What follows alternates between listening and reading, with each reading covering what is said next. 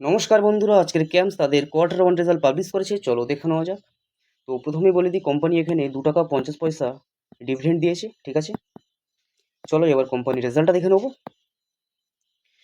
প্রথমে আমরা ফিগারটা চেক করবো। এখানে সমস্ত ফিগার ল্যাক্সে আছে, এটাকে আমরা কোটিতে কনভার্ট করে বলবো।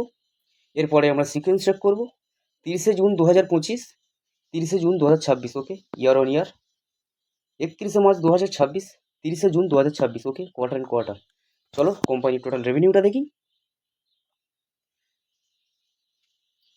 আগের কোয়ার্টারে ছিল 395 কোটি, আগের বছরে ছিল 354 কোটি, এবং এই কোয়ার্টারে এসছে 395 কোটি। ঠিক আছে, এখানে বছরের সঙ্গে বছর তুলনা করলে দেখা যাচ্ছে কোম্পানি প্রায় 15 থেকে 16% মতন জাম্প দেখিয়েছে, এবং কোয়ার্টার কোয়ার্টার তুলনা করলে দেখা যাচ্ছে প্রায় এখানে রেজাল্ট মোটামুটি ফ্ল্যাটই নিয়ে এসছে। ঠিক আছে, চলো কোম্পানির এক্সপেন্সটা দেখে নেবো এবার।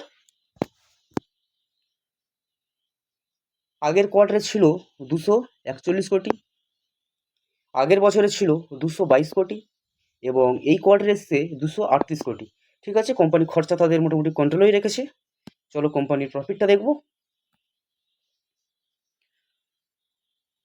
আগের কোয়ার্টারে ছিল 125 কোটি, আগের বছরে ছিল 108 কোটি, এবং এই কোয়ার্টারে নিয়ে এসছে 127 কোটি। ঠিক আছে, কোম্পানি এখানে ইয়ার অন ইয়ার বলা চলে প্রায় 18%-এর মতন জাম্প দেখিয়েছে, এবং কোয়ার্টার অন কোয়ার্টার বলা চলে প্রায় 1%-এর আশপাশে জাম্প দেখিয়েছে। ঠিক আছে, চলো এবার কোম্পানির ইপিএসটা দেখে নেবো।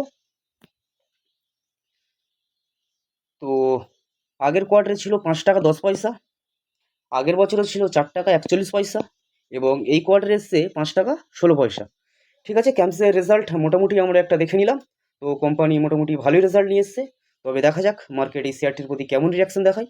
যদি ভিডিওটি ভালো লাগে তাহলে অবশ্যই লাইক করবেন, এবং আরও আপডেট পেতে আমাদের সঙ্গে থাকবেন। ধন্যবাদ।